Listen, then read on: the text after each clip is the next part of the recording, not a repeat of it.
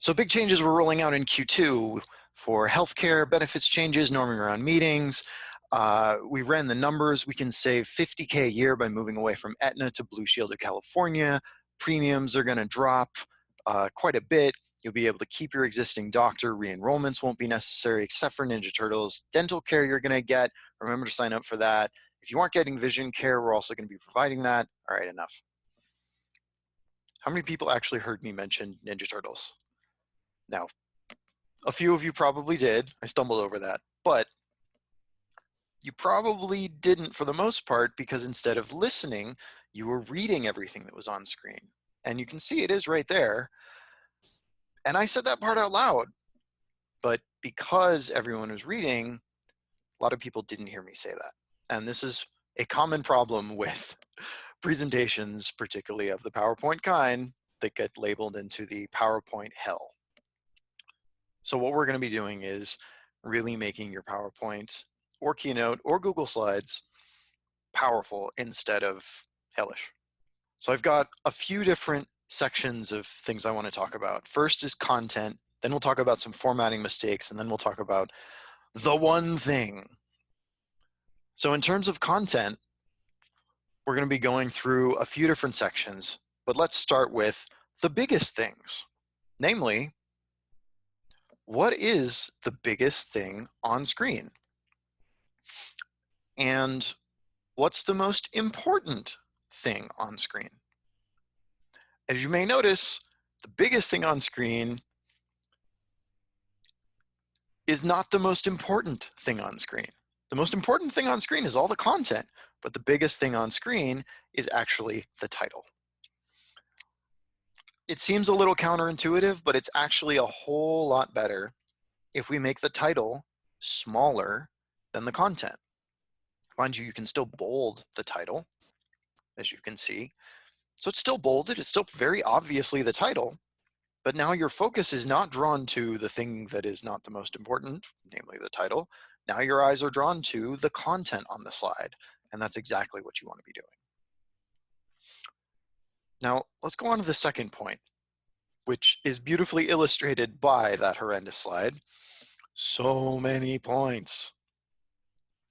So going back to this is a huge amount of text, and it is way, way too much. It is 233 words. It takes a whopping 70 seconds for you to read all that text.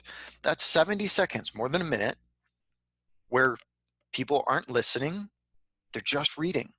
They're not paying any attention to what you're saying. That's why I gave the real example of Ninja Turtles, just to make you go, wait, what? So this is pretty overwhelming.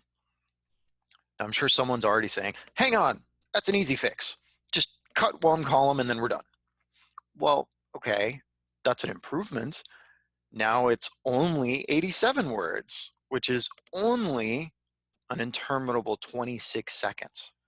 That's 26 seconds where honestly you'd be better off just being quiet and letting them read rather than actually trying to talk. But that's not a great way to do a presentation where you have 26 seconds of silence. So let's talk about some ways we can improve this. First off, let's break it down by showing just a quick overview of the three sections. We don't need to show all the content for all of them yet. Then let's dive into the first section and just show the first bullet. This allows it to be much shorter. Compare that to the original with 70 seconds of reading. It's now 5. Now we're going to add another point. But notice what just happened. Even though both points are still visible, you only read the new point. Much faster. Now we can keep going with this. And each time we're just showing one point at a time. And this is really powerful because, for example, if you're going to say, you know, in addition to keeping your existing doctor, we know that it's important that you go to XYZ medical place. You know, all the stuff that you need to say, you can say while keeping focus on just this one bullet. And while keeping these previous bullets on screen to provide context if that's necessary. So we can keep going through this. So notice at the end, you have all 87 of those words on screen. once again. But instead of that interminable 26 seconds of waiting, they've been broken into bite-sized pieces. So aside from that last one, which is pretty long, and we'll come back to that, most of these are 2 to 5 seconds apiece. So you wait 1 through 3 seconds, and then you start speaking. And then we'd move on to the next section, benefits changes. And we show this reference back to the original overview so they can keep in mind the context of what you're telling them. But wait, I'm sure you're saying, I thought we were supposed to have fewer slides. I thought that was the best way to build a presentation. So this is actually a fundamental misunderstanding of presentations. And by way of explaining it, let me tell you a joke. How do you eat an elephant? One bite at a time. Apologies to the audience. I have a terrible sense of humor. So minimizing your slides means presenting as much information at once, like this, which is exactly like trying to eat an elephant, in one bite. Not a fun experience. This is a big part of the problems of PowerPoint.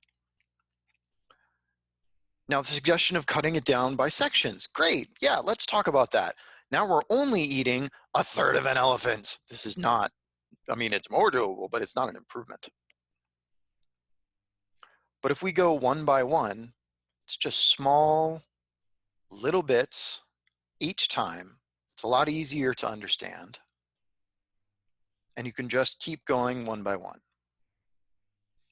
So in other words, which way would you rather try? Everything at once? Still a massive one column, or point by point, breaking it down and giving you piecemeal everything that we're trying to communicate. So the third piece is taking this beyond just text. When you're doing things like showing tables, showing processes or diagrams or workflows, honestly, just about anything, we have a tendency to do this. Here's my table. Good luck understanding that.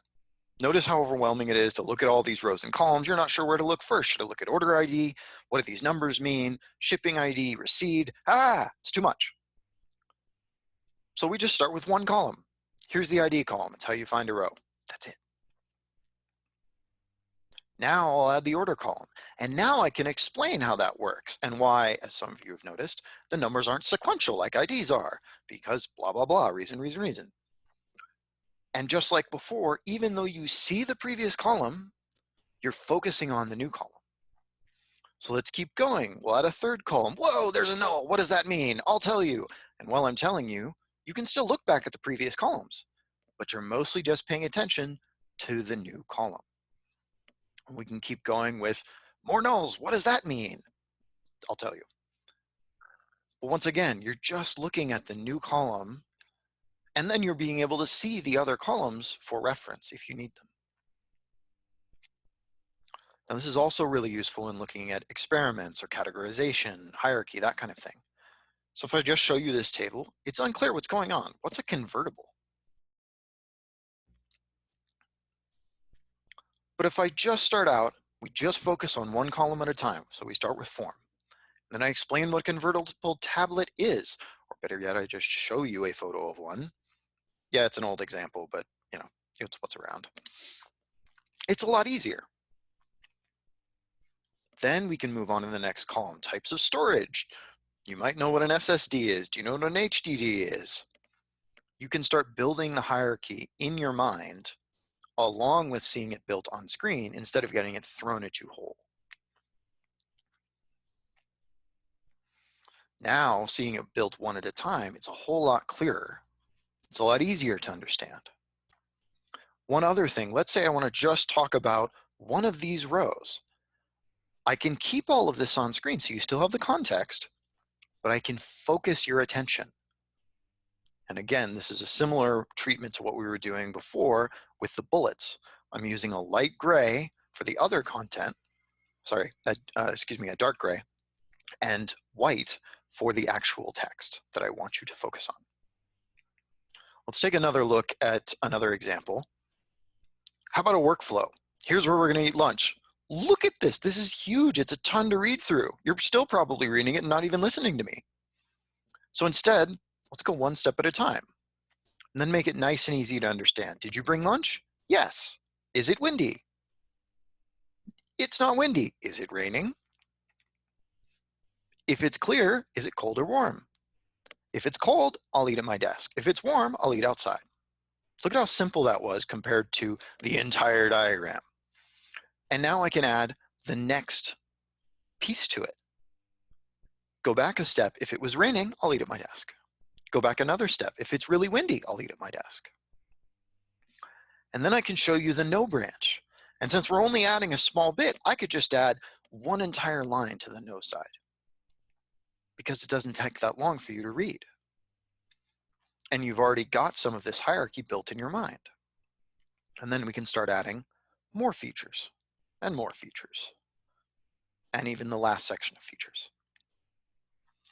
And then let's say that I want to actually focus you onto just how the weather affects this. Then I can do the same kind of highlighting just like that. So the whole diagram's still on screen. It's just the part that doesn't apply to weather, or I guess I should say the part that the weather doesn't apply to, is dimmed. Now I wouldn't do this to start out because I want you to understand better. That's part of the reason that it's helpful to just show you pieces at a time to build the hierarchy and the mental model in your mind. So now let's move on to the next content problem, which is too many words. So we're going to actually cut every word, or I should say try to cut every word. This might sound silly, but I want to give you an illustration of why it's so important, because it is amazingly powerful. So remembering that lovely HR example, we ran the numbers and we can save 50K a year by moving away from Aetna to Blue Shield of California. So let's look one word at a time. So you read it without the word that you're asking about. So instead of saying we ran, you just say ran the numbers and we can save 50K a year. Yeah, actually, we don't really need we. So let's get rid of it. Now, how about ran? The numbers and we can save 50K a year. Keep that. Ran numbers and we can save 50K a year. We can get rid of that.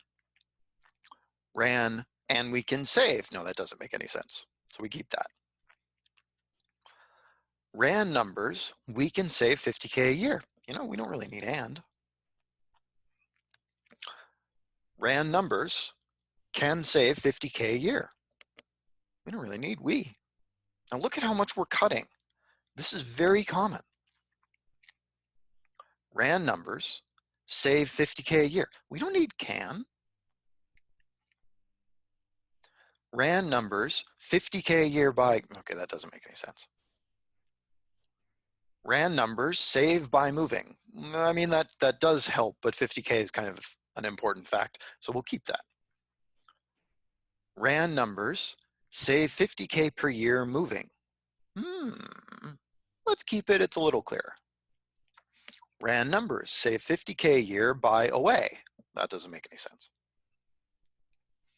Ran numbers save 50K a year by moving from Aetna to Blue Shield of California. We don't need away. Keep going with this. Even though this feels really repetitive, and it is, it makes a huge difference. Ran numbers save 50K a year by moving Aetna to Blue Shield of California. We don't need from. Now remember, this is going on screen. This is not literally what you're going to say, but the reason you keep saying it out loud is you want to say, does this actually still make sense? Not is this what I would verbally say, of course. Do we need Aetna? Ran numbers save 50K a year by moving to Blue Shield of California. We don't need Aetna. To? Kind of need that. Ran numbers save 50K a year by moving to. All right, we need the name. So now notice, this is the original length. Here's the new length after all of that stuff that we've cut has been removed.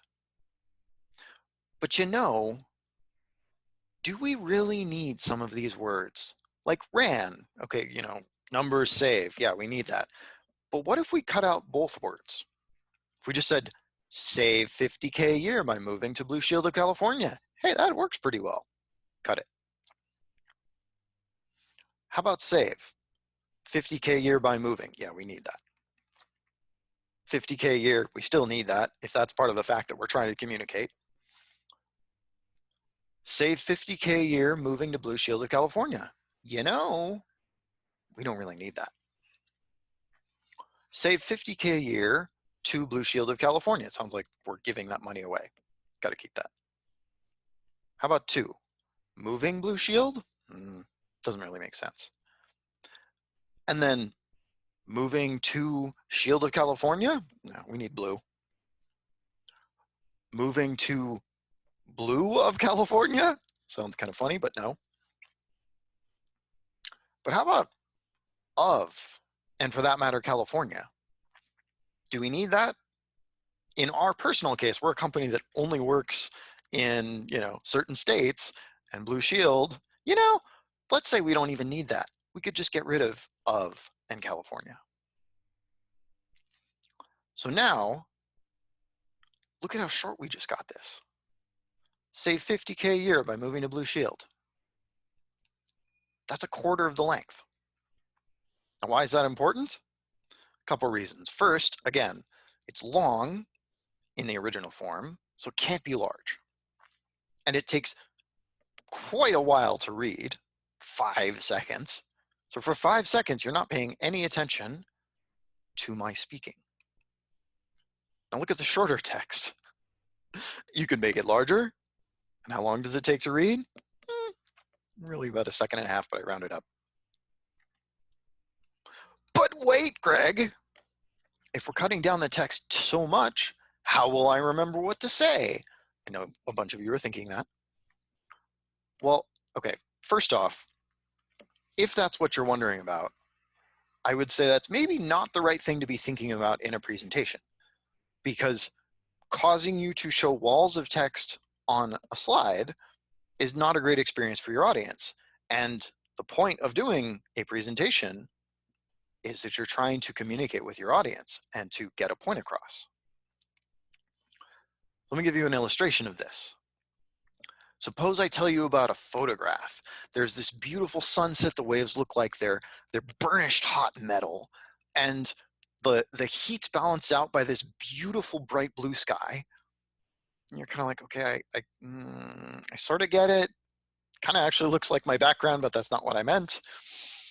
But if I show you the photo, you get all that instantly. And then I can call out certain aspects like that bright hot sun, the burnished metal of the waves, the amazingly blue sky.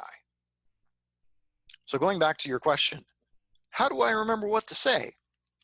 Well, the purpose of a presentation is not to remember what to say. The purpose is to communicate an idea. So anything that gets in the way of communicating that idea, like putting the text you're supposed to say on the slide, is something you don't want to do.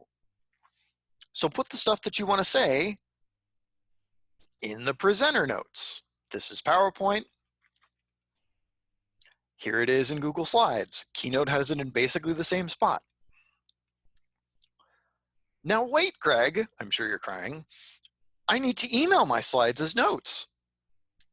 So again, what's the purpose of a presentation? To help your audience understand. If you thought notes were the way to do that best, then you should have sent those out instead of done a presentation. Now, since you didn't, I'm going to assume that you said, if I just send out a long email, people won't read it, which is pretty reasonable.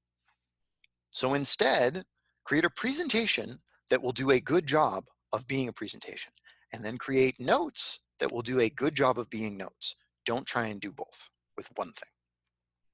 Of course, that takes more time. Nobody really knows who said this quote. There's a bunch of different people who've been attributed to, but honestly, it doesn't really matter. The point is, yes, it will take more time and you will get a better result from it. And that's the point of doing a presentation. So let's just compare that a little bit. The time that you spend creating the slides and presenting them versus the number of people times the amount of time that your presentation takes, how much work they have to do to understand your presentation, and therefore how much they understand. So suppose we make a quick PowerPoint. We spend, let's say 2 hours, pretty short. We present for 1 hour. So that's 3 on our side. And we present to 8 people. And since we didn't do a lot of work to say, not put everything that we're going to say on screen and make notes instead of just giving a presentation where the presentation is the notes, cognitive load's pretty high. There's a lot of reading. They're not hearing a lot of stuff we're saying. Maybe we have to repeat ourselves. Not such great understanding. Now, suppose we do 6 more hours of prep. So basically, we went from 2 hours to 7 hours, basically a quarter of a day to most of a day. And then we still present for the same hour. Like the phrase goes, if I had more time, I would have written a shorter letter. But now look at what happens on the right. That cognitive load of trying to understand slides that are basically notes, a lot lower, a lot higher understanding. That's what you're trying to do. Remember that your purpose is not to minimize your time, it is to maximize the understanding. Let's go over the 5th content problem. Reading is slow. Back to our lovely HR example. This one that takes so long, 26 seconds of reading. But suppose instead, all I'm using the slides for is a little note, so you understand which point we're talking about right now, and you can easily look back at them and see a little context reminder. Well, then we don't need all this text. In fact, we don't even need a lot of text. We could just do a little tiny note and then make the next point a little tiny note. Keep going, just making these little graphical or short pieces of text that tell you what's going on. Because remember, this is not about having them read the slides. This is about having them paying attention as you are verbally communicating information to them, and also giving them some visual illustrations or reminders of what you're talking about, what the context is. So look at this again. Notice how much faster you process all those bullets. You're already done. Versus look at all that text. You're reading and reading. You're probably not even listening to me. You're still reading. Now, most of these are emoji. And why I actually am a big fan of using emoji, and I'm definitely not the only one who does this, there's quite a few others, is 2 reasons. One, makes it really easy. Instead of going online and looking at, bag of money icons and seeing 10,000 of them and trying to figure out which ones I want to use, there's one set of emoji on the Mac, and there's one set of emoji on PC, and that's just it. And it's real easy. They also look pretty well together. And since people have asked a number of times about this, here's the ways that you can get to the emoji keyboards. On Mac, hold Command and Control and hit the space. On Windows, just hold Windows and hit the period. Or just go to emojipedia.org and then you can search for them with a little bit better of an interface. But then you have to copy paste it. It's a trade-off. So what if you say, I don't think emojis are professional enough? I'd actually disagree with you. Most people are not going to know their emojis. But, okay, use short phrases, really short phrases. I don't mean short sentences. Notice all of these are 1, 2, or 3 words, really short phrases. But really, images are better. Try and use them. So essentially what I'm telling you is replace text with graphic, whether that's an emoji, an actual graph or a chart, maybe a photograph to illustrate what you're talking about, or if need be, short phrases. Because again, you're not trying to communicate the information using the text on screen, you're using it as a placeholder, as a way for the audience to remember, here's what I'm talking about. and for the audience to remember, here are some of the other things we've talked about to connect them in their mind. So that's all the content problems. Now let's go on to the formatting problems. Boy, are they fun. So first off, fonts. You probably have seen a few presentations with fonts that are tiny. As an illustration of that, I took the first sentence from that lovely HR slide and showed all of those first sentences at the various font sizes. You've probably seen quite a few slides that are at 10 or 12 points, and it's overwhelming when you start seeing so much text. So to avoid that, and to really encourage yourself to make sure you minimize your text, use at least a 30-point font. Now that's going to sound crazy, but as you've seen in this presentation, I haven't used any fonts that are less than 30 point. I think maybe one of the titles was 28. Everything's 30 and up because it really encourages you to cut the text down, which is a good habit, and to really be careful about, do I need to show these things?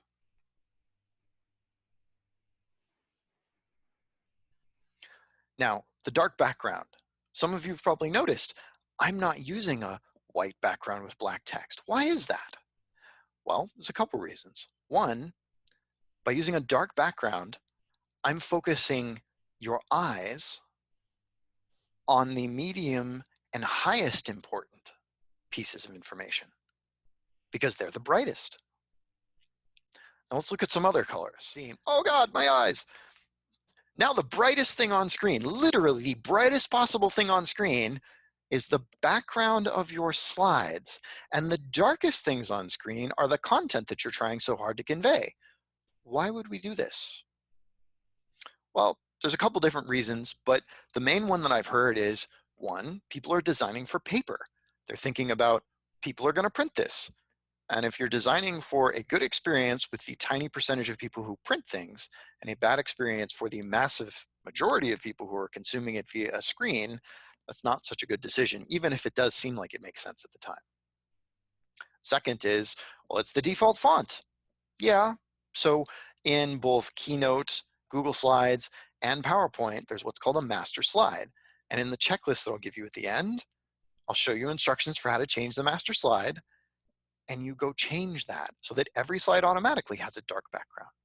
Mind you, it doesn't have to be black. It could be a dark blue, a dark green, a dark red even.